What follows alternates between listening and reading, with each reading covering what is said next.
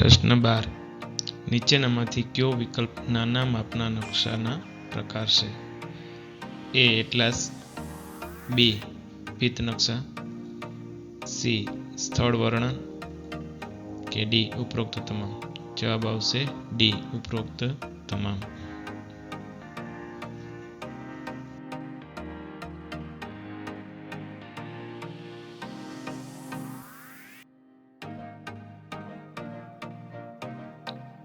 પ્રશ્ન 13.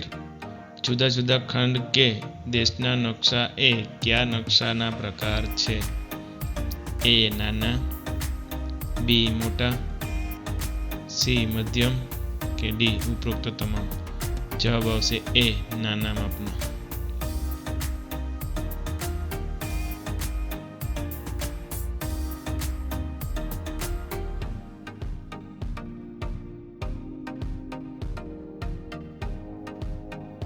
પ્રશ્ન 14. નકશામાં ખેતી કયા રંગથી દર્શાવવામાં આવે છે? એ. લાલ. બી. પીળો. સી. કાળો. ડી. લીલો. જવાબ આવશે બી. પીળા રંગથી.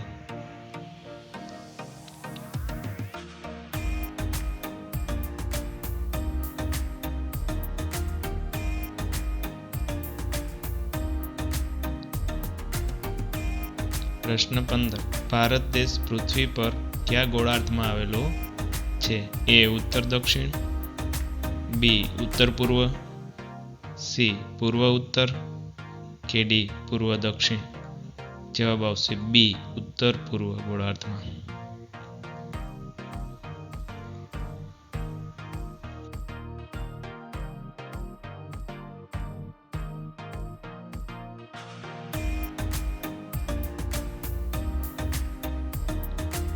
પ્રશ્ન 16. ઉગતા સૂર્ય સામે મુખ રાખીને ઊભા રહો તો જમણો હાથ કઈ દિશા તરફ રહેશે? એ. ઉત્તર. બી. દક્ષિણ. સી. પૂર્વ. ડી. પશ્ચિમ. જવાબ આવશે બી. દક્ષિણ દિશા તરફ.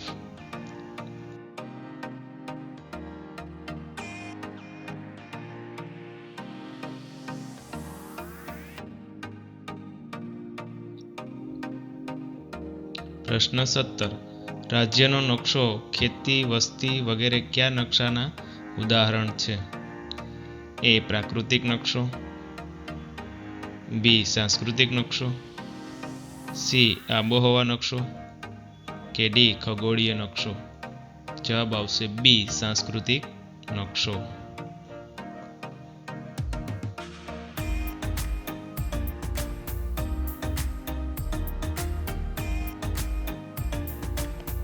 પ્રશ્ન 18. પૃથ્વી ઉપરના કોઈપણ બે સ્થળ વચ્ચેનું અંતર અને તે બંને સ્થળોના નકશા ઉપરના અંતર વચ્ચેના ગુણોત્તરને શું કહે છે? એ. સંજ્ઞા. બી. નિશાની. ડી. સી. પ્રમાણમાપ. કે ડી. ઉપરોક્ત તમામ. જવાબ આવશે સી. પ્રમાણમાપ.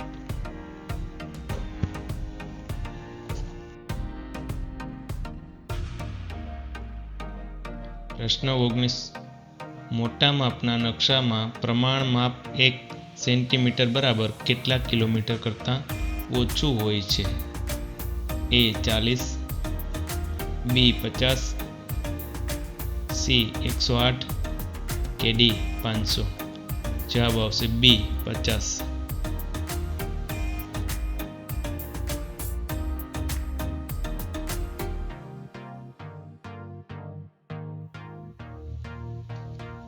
પ્રશ્ન 20. ભારત દેશ એ કયા ખંડમાં આવેલો છે? એ. એશિયા.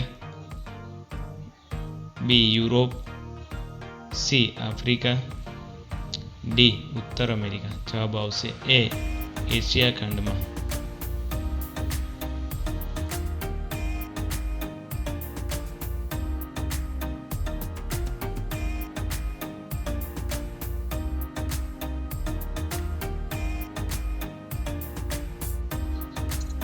પ્રશ્ન 21. કઈ બાબતની મદદથી નકશામાં પ્રાકૃતિક અને સાંસ્કૃતિક વિગતો સરળતાથી દર્શાવી શકાય છે? એ રૂઢ સંજ્ઞાઓ, બી પ્રમાણ માપ, સી દિશા, ડી એક પણ નહીં. જવાબ આવશે એ રૂઢ સંજ્ઞાઓ.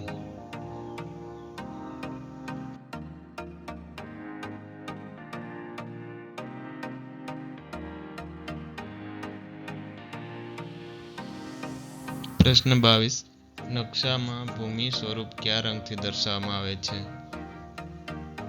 એ બદામી, બી કથ્થઈ, સી લાલ કે ડી બી અને સી બંને. જવાબ આવશે ડી બી અને સી બંને.